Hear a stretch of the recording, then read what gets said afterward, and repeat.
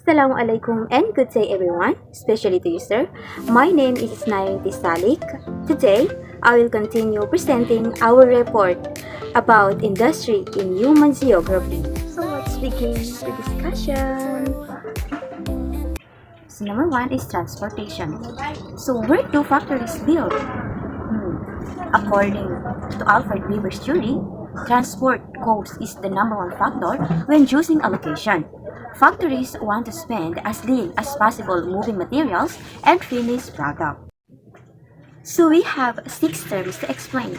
Number 1, ubiquitous materials, meaning things found almost everywhere, like water, sand, and air.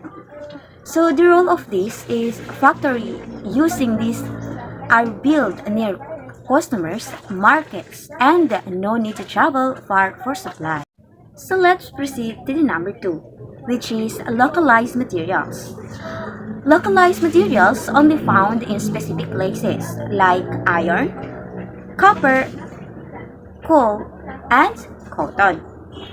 The rule of this is factories must be near the source because moving these heavy and rare things costs too much. So number 3 is the bulk reducing industry. This is raw materials are heavy, bulky, but the final product is lighter and smaller. So the example of this is steel production, which is iron ore plus coal or very heavy. Steel is lighter, built near mines, coal fields to save money. Okay, so let's proceed to the number 4, which is bulk gaining industry. Parts are light, but final product is bigger, heavier, more expensive to ship. So, for instance, car assembly, furniture, soda bottling, built near big cities or markets. So, okay, let's proceed to the number 5, which is agglomeration. Many factories cluster together in one area. So, why? Because they share workers, tools, roads, services, and suppliers. So everyone saves money. So the example of this is Silicon Valley or tech and Detroit or the cars. Okay, so let's proceed to the number 6, the last but not the least, which is the agglomeration. The agglomeration when that area becomes too expensive, like land, wages, taxes, factories move away to cheaper places. Now, let's proceed to reducing transportation costs. So, how did shipping change everything? Okay, the answer is containerization. Before, goods were packed in sacks, boxes, barrels, manually loaded, unloaded at every port or train station. Slow, expensive, risky, needed many workers. These were called break-off bulk points. Then after, standard metal boxes or the containers are used. They fit ships, trucks, trains exactly. Cranes machines move them instantly. So the result is much better, cheaper or less labor, safer or good protected, intermodal transport, which is one container move across ship, train, truck without opening, and seamless travel. In logistics idea, this is the planning and managing of moving goods worldwide because shipping is so cheap and fast. Companies make parts in country, assemble in country, and B, sell in country, and C, global trade explodes. Long distance production is normal. Now, let's proceed to reducing capital cost. Capital meaning the money, loans, investments needed to start or run a business. So factors that matter. Number 1, taxes, laws, rules, and government support all affect costs. Number 2, government compete. Offer tax breaks, free land, cash grants to get factories in their country. Risk, race to the bottom. Countries give too much and lose money long term just to attract businesses. Banking system. Strong, BRICS, easy to get loans. Industrial growth, weak banks is equal to hard to grow country and stay poor. So now, let's proceed to the risk. So, why companies choose safe place? Of course, factories cost a huge money to build. One build, you can easily move or get your money back. Sunk cost. Companies avoid places with number 1, corruption, bribes, extra payments, unfair rules, cost to go up, profit down. Number 2, political instability, war, protests, changing laws, and result in risk of losing everything. So the rule of this is because companies choose places that are predictable, safe, and stable. Always put in your mind that a country doesn't have to be a democracy to succeed, it just needs stable rules and safety for business. Now, let's proceed to accessing the market. So, why foreign companies build in the US? Because even though US wages are high, foreign companies like car makers, Toyota, BMW, or Honda build factories there because number 1, it is closer to customers. Shipping is cheap and fast. Number 2, avoid tariffs. Taxes on imported goods. If you make it inside the country, no extra tax. Number 3, big market. North America is one of huge economy. And number 4, stability and wealth. People have money to buy things. And the result is location, equal to lower cost plus higher sales. Now, let's proceed to expansion and decline of industry. So, transitional corporation or the TNCs. Big companies that operate in many countries like Apple, Nike, Samsung. They choose location based on best advantage like cheap labor, big market, resources, and friendly laws. Number 2, foreign direct investment or the FDI.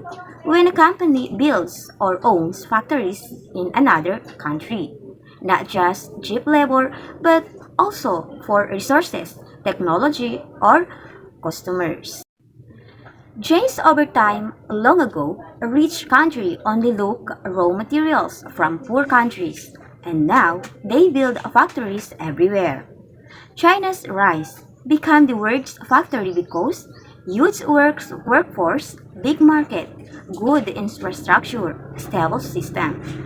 Shifts as costs rise in China, factories move to Vietnam, Indonesia, India, always chasing best conditions.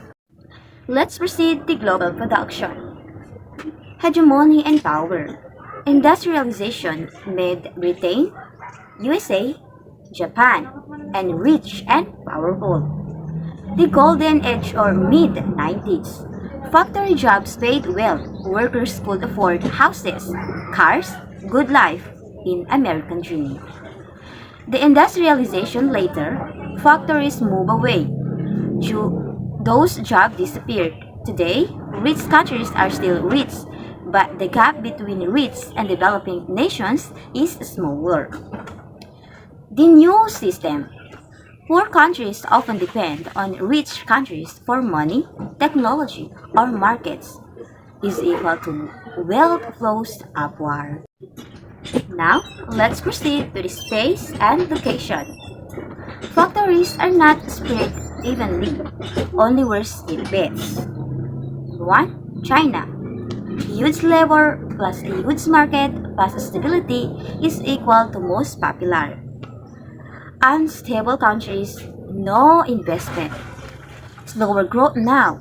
Too many factories, too many goods, supplies, demand, prices, profits fall. Result, manufacturing is more competitive, less profitable than before. Now, let's proceed to trade and supply chains. Modern trade, global web design, parts, assembly, sales, all in different countries. Just-in-time delivery, fast arrive only when needed, no storage costs, flexible production. Most trade is between businesses, not people. Governments influence this with rules, taxes, and support. Let's proceed to the industrialization when factories leave. What is closing factories in rich countries, moving work to cheaper places? Start in UK, USA in the 1970s to 80s. So, we have two views. Number one, classical economics. Good thing, goods get cheaper. Workers move to better, higher tech jobs. Number two, real life. Most workers lost good jobs and had to take lower pay, less secure work. And that is the big problem. Because income drops, people can't spend, and local economy suffers. So next is what happens after the industrialization? Economic shift three sectors. Number one, primary. Farming, fishing, mining, and shrinking in rich countries. Now, number two is the secondary. Manufacturing, declining in rich countries. And the number three, tertiary. Services, growing fast, now main part of economy. Now, let's proceed to the three types of services. Number one is public services, number two is business services, and the number three is consumer services. Number one is public services, government, schools, police, hospitals, and more. Number two, business services, health companies, banking, law, marketing, IT, and consulting. The number three, consumer services, which is for people, shops, hotels, restaurants, transport, and entertainment. Now, let's proceed to the New York gig economy. More jobs is equal to freelance, short term, no contract, Uber, delivery, online work. Cons, no benefits, no job security, unstable income. But big change, economy now moves from stable factory jobs, flexible service, and digital work. So, overall, past, people made things locally by hand using nearby materials. And today, everything is global, split across countries to cut costs. Global competition forces companies to always find cheaper labor, materials, or bigger markets. And the result? Goods are cheaper and available everywhere, but work changes forever. Less stable, more service-based, and connected worldwide. Modern life, what you buy, where you work, how much things cost, is shaped completely by global production system. So that's all. Thank you for watching. Much love.